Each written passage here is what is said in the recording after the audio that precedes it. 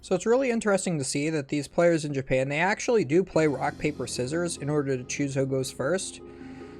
Which, in my personal opinion, rock, paper, scissors is actually a skill-based game. So yeah, how's everybody doing? Ninja Nick 333 here. Another round of the Japan Championships. Yeah, I do prefer a random person to go first, but you can kind of mind game your opponent sometimes with the rock, paper, scissors. So it looks like maybe a Gardevoir deck here on the right. I saw some Psychic Energies. We are hoping we're going to get this game started right away here. Come on, guys. I believe... All right, there is the Fist Bump. So it looks like a Gardevoir deck on the right is playing the Mysterious Tail Mew. We got the nice Secret Rare, the Hyper Rare, they call them now. They used to call the Rainbow cards Hyper Rares, and now they call the Secret Rares Hyper Rares. It's a little confusing.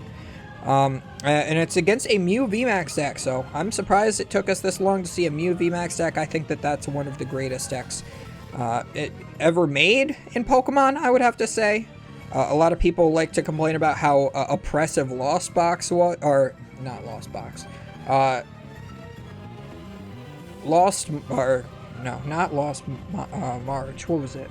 I can't even. Night March. Wow.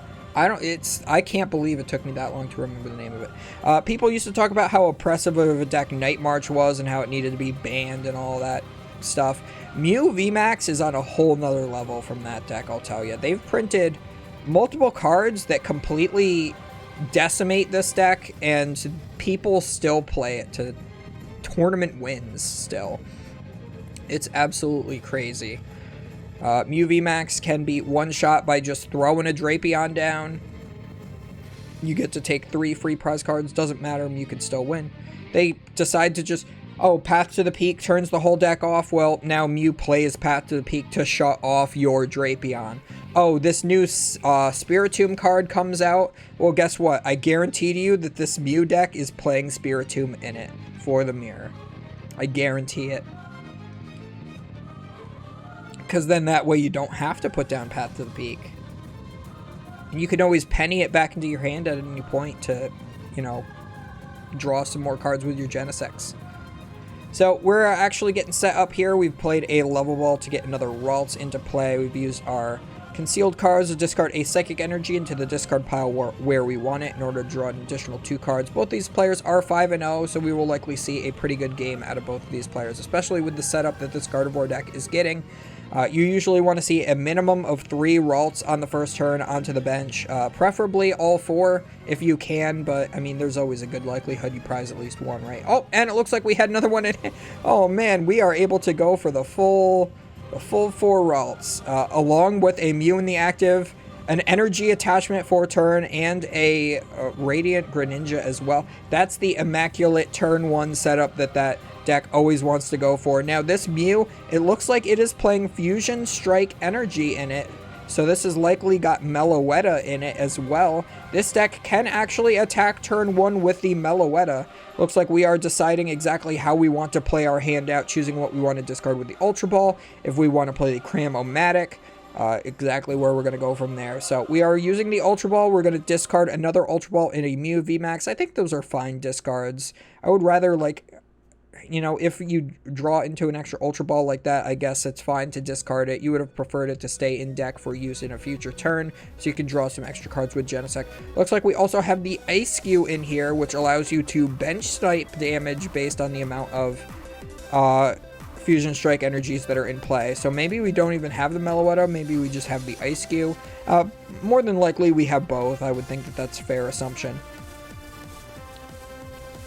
Sometimes these Mew decks also play Oricorio. I always love to see Oricorio because sometimes you could just copy the Glistening Droplets attack and do some really funny turns with that. You could always play it almost like you're playing a generic brand Sableye from, the great value Sableye is the Oricorio. So we are going to go for the Cram-O-Matic. Flipping heads, so we are going to get the Battle VIP pass off of this in order to be able to draw up until 5 instead of just up until 3 with the Pokemon that we currently have in play. Got the hard energy attachment to the Mew V, A little bit unfortunate we didn't get that to a Meloetta if we are playing Meloetta. Maybe we're not. Maybe we are just playing the Ice Q and we're just using the whole Fusion Strike package to do the Ice Q thing with the Mew VMAX. That's entirely possible. Not the way I would play it, but still decent of an idea. So we do go for that Battle VIP Pass. We do get 2 more Pokemon into play. So we're not going to get an attack turn 1 because that energy was attached to a Mew and not to a Meloetta. The Mew cannot evolve into Mew VMAX on the first turn. Actually, no. I stand corrected. No, if we see the Elisa Sparkle and the other Fusion Strike energy goes to the active Mew, it can Psychic Leap for 70, which would knock out the Mew. The opponent's little Mew. So yeah, we might actually be going for the Elisa Sparkle this turn. Would not be that bad. We do flip a coin. It is tails this time, so a little bit unfortunate. We've used 2 power tablets just to play 2 Chromatics. Unfortunately, that second one did fail. So we're going to draw another 2 cards. Looks like we do draw another Ultra Ball as well as a Level Ball. So you can play the Level Ball and the Ultra Ball. Fail the Level Ball, use the Ultra Ball to grab another Genesect. And it looks like we are just going to forego doing all of that. And we are just going to use Energy Mix, the first attack of the Mew V. For 1 Psychic Energy, you can search your deck for an Energy card and attach it to one of your Fusion Strike Pokemon in play. So going to put the Double Turbo onto the benched Mew V. And that is a pretty solid turn, I do have to say. Didn't dig too hard for the Elisa Sparkle. Maybe they're only playing 2 copies of it. Would not be super surprised. Looks like we're going to go for an Iono here from the Gardevoir deck. Playing Iono in multiples is something that I would expect Gardevoir to do. I think people are usually settling on like 2 copies right now, along with 2 copies of research, which feels a little weird. I think that I would want to go for 4 research for Iono. But that also does seem like a lot. That's a little hard to find all of the space in Gardevoir with what else you need to play. So it's going to take a lot of refinement, pun intended, to get the Gardevoir list right going forward. So there is the concealed cards as well as the first refinement. Drawing 4 cards here so far for the turn, as well as the draw for turn, so I guess 5. We are going to use a Level Ball to get another Kirlia. We can use that Kirlia, use refinement. Even if we had another Level Ball in hand, we'd want to wait until after we draw the 2 with this Kirlia, because what if we were to draw into a Kirlia, then we can still save the Level Ball for the next Kirlia that's in the deck, you know? So as long as you have the odds to draw into the Pokemon, you might as well go for it. Looks like we're going to discard an Iono this time to draw another 2 cards. We do have a Gardevoir Shining Arcana in hand, so if we are able to find the rare candy, we could always just turn one of these Waltz into a Gardevoir and draw 2 cards that way. We can skip the Kirlia if we end up missing the last one. It wouldn't be that bad. You can even attack this turn if you have like a way to move the active Mew as well as... So if you can attach for a turn to the active Mew and then Shining Arcana to get 2 energy off the top of the deck, you would actually be able to go for an attack this turn, although it would be a small one. So it looks like we're going to actually rare candy into the Gardevoir EX we managed to draw into. So we are actually going to be able to get a knockout this turn, because the Gardevoir EX does do 190 damage for 3 energy. We are going to be able to Psychic Embrace to our active to be able to retreat it, then Psychic Embrace to the Gardevoir EX. Just once, so only putting 2 damage counters on it. We'll leave it with 290 HP, a very weird number for Mew to try to hit. Still quite a lot of damage, or HP left on this Gardevoir. This is quite literally the god start from Gardevoir. This is how Gardevoir can end up going 5-0, 6-0 like this. Very interesting to see that, because I do not see Gardevoir draw like that very often. But if you're going to run hot, play Gardevoir. So unfortunate for the Mew player, their first Mew went down. If they have something along the lines of Cleansing Gloves, that could help them reach for the knockout in one hit of this Gardevoir EX. But unfortunately, we are down a Fusion Strike energy, so even if we are playing Meloetta, our damage output for the turn... Oh, yep, I do see Meloetta in hand. So our damage output with its Melodious Echo attack will now be 210 as opposed to 280, which would only be 10 HP away from being able to take the knockout. And you're already down 2 power tablets, or 3 power tablets actually. I did not notice that last one go into the discard pile. So it looks like this Gardevoir is very unlikely to be knocked out in one hit going forward. We do have one Power Tablet in hand, so if we were to have Cleansing Gloves as well, that's a plus 60 on the 190 we're doing. So that would be 250. We're still 40 damage short, so yeah, we are way off. There is no way that you could possibly take the knockout here. Or actually, no, if you were able to use Meloetta's attack. No, because you'd still be doing minus... Yeah, you'd still be doing you'd have to charge up the Meloetta itself and attack with the Meloetta, then put Cleansing Gloves and the Power Tablet down, and then you would be able to get the knockout, right? Or no, you'd still be short, right? You'd still be short 20? Oh man.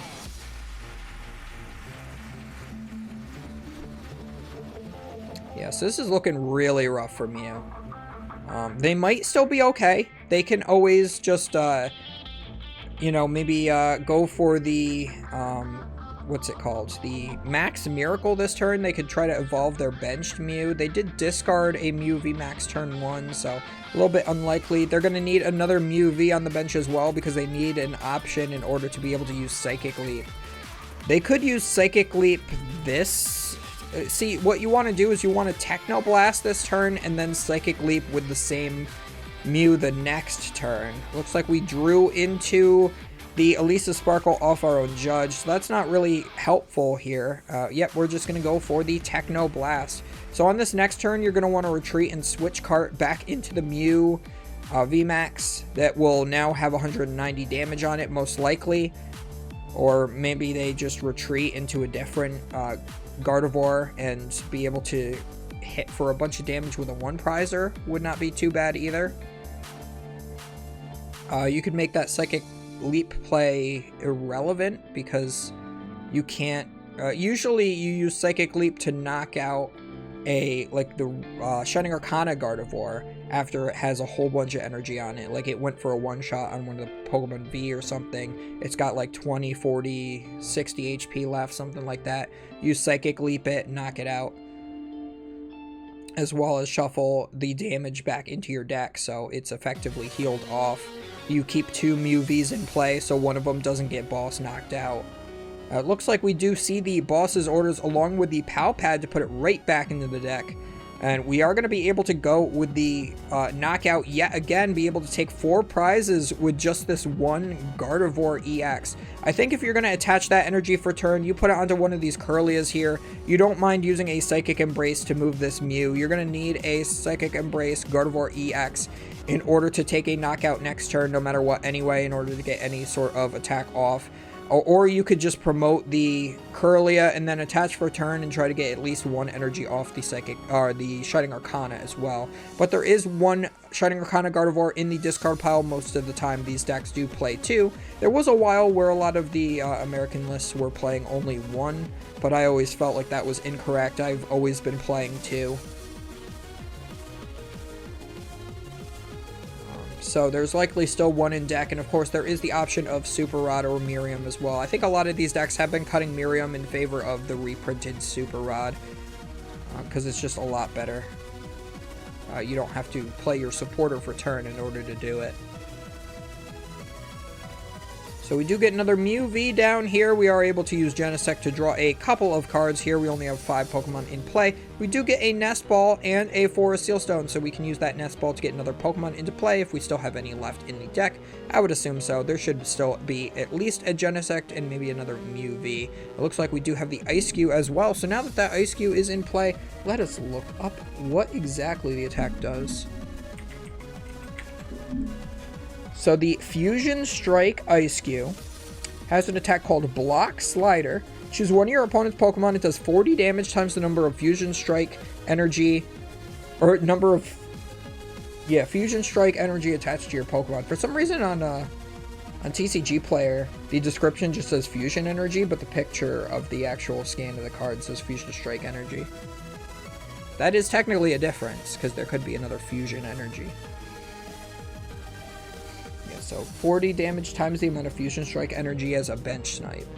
So not a bad attack. I forgot why people are teching that now. Seems like a very odd choice.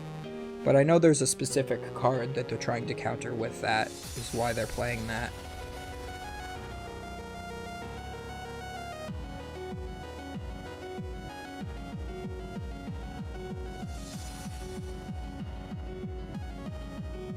So we are going for the Iono here. Both players are going to shuffle up their hands, put them on the bottom of the deck. They're going to draw cards equal to their remaining prize cards. So Mew's going to get 6, and the opposing player with the Gardevoir is only going to get 2, but they have 3 Kirlias in play. So they are going to be able to draw 1 card for turn, puts them at 3 cards in hand. And then they can draw another 6. So that is 9 cards in hand. They're more than likely going to find what they need off of 9 cards, right? They can even play a supporter, like maybe a Professor's Research or an Iono of their own. Wouldn't really get them that far, but it would get them a couple cards more deep. You are putting that hand back on the bottom of the deck and drawing what was left in your deck. So Iono a lot better in the situation when you are playing it on yourself. So we are going to see our first refinement here.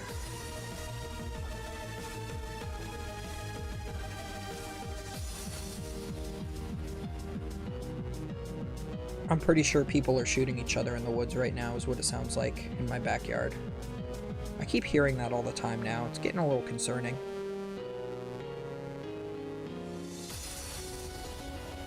Oh, if I die, I die. So we do evolve into the Shining Arcana Gardevoir. We are able to draw an additional 2 cards with that. And Super Rod back in a bit of a Gardevoir line here. 3 different Gardevoir pieces. You'll love to see that. Artisan as well. Going to look through the deck. We are going to get a basic Pokemon. We do have a Ralts in there, so we are able to grab that. So we did put back a Kirlia as well as 2 different Gardevoirs, so we are getting full value off of this Super Rod right now. That is really nice to see. Did not even have the Artisan come into play until this exact moment. Even has the Worker is going to discard with the Refinement. Going to use the concealed cards here as well. Just drawing so many different cards. Oh yeah, so it would.